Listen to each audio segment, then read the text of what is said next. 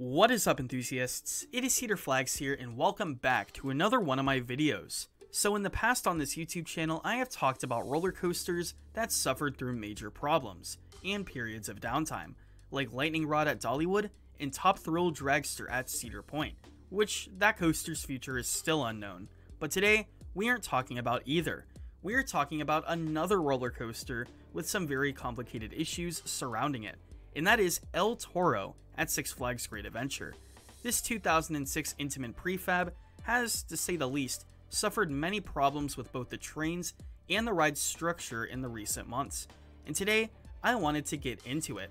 I wanted to 1. Talk about the events that led up to this moment, and 2. Talk about some possibilities, pros and cons, for the future of this roller coaster. Because after all of these updates, it surely is uncertain. And I will give my thoughts on if the ride will reopen the way it is. So without further ado, this is Cedar Flags, and today we will be talking about the uncertain future of El Toro. So, why am I talking about El Toro all of a sudden? Well, let's just say a straw broke the camel's back. There have been so many headlines and different stories about this ride that I could have talked about in the past, but I wanted to save it for something that was truly catastrophic. And in my opinion, the whole scenario going on right now is a pretty dire one. Let me explain a little bit of a timeline. Back in 2021, this 15-year-old roller coaster had a partial derailment, where the wheel assemblies on the back car partially derailed and fell off the ride, causing the track to be heavily damaged, and the ride ended up closing for the rest of the year for obvious reasons. It reopened in 2022, but then had another accident on August 25th, where there was a part of the roller coaster that was out of place or extremely rough. It was such a rough spot that they had to close the roller coaster again.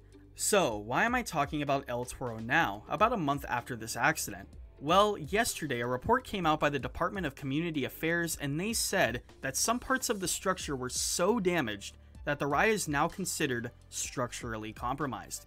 So what does that mean? In simple terms, that means that a part of the ride is not functioning the way it's supposed to be. It's a hazard, and it is a dangerous structure deemed by the government. And I think that is a huge thing. I mean, this is something we really have to look at, but we know a few things. The first thing is that Six Flags Great Adventure has decided not to comment on this. They have not said anything about this, and they refuse to at the moment. So talking about El Toro and the structural problems, I fortunately got to ride this back in early August, and the part of the ride that they have been mentioning, the part after the Rolling Thunder Hill, those low to the ground turns, I have to personally say were extremely rough when I rode it. When I rode in the back or third to back row, it was one of the roughest coaster experiences I ever experienced. And even though it didn't take away from the intense ride, it still bothered me that a ride that was recently retracked and is supposed to be one of the smoothest wooden coasters in the world was brutally rough in some parts. And now unfortunately it seems like that was because it wasn't supposed to be, that the ride wasn't structurally sound. So what does this mean for the future of the ride?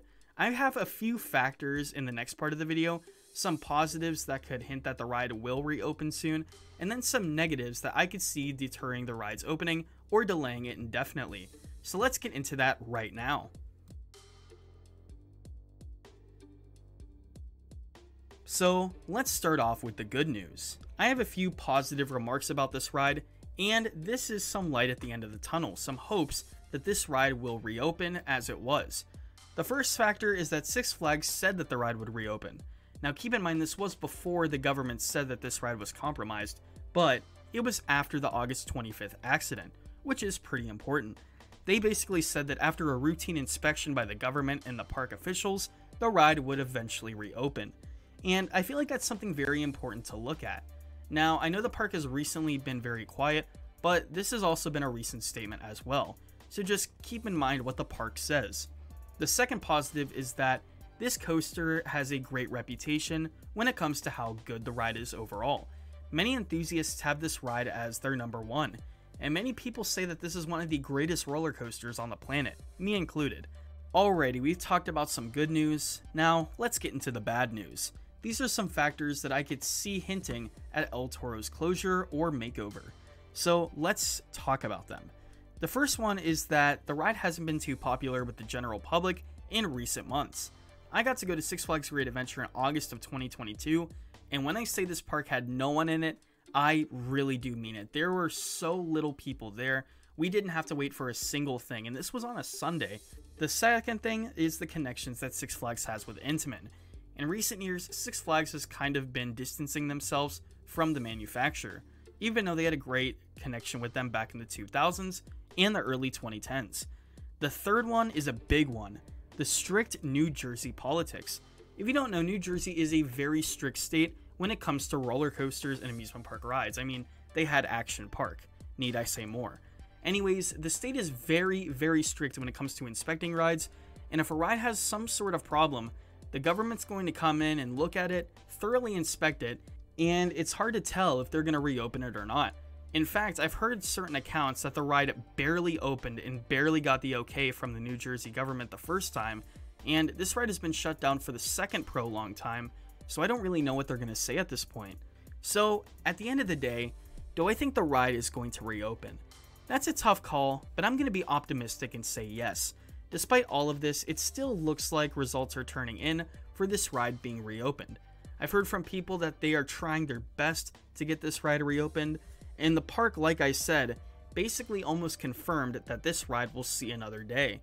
So I really do hope that this ride reopens and could operate safely for all of its clientele, because this is one incredible coaster. But right now, I'm going to put the cards in and say that this ride will reopen. Let me know what you think about this ride. Let me know what you think about the fate of El Toro. Do you think it's going to close forever?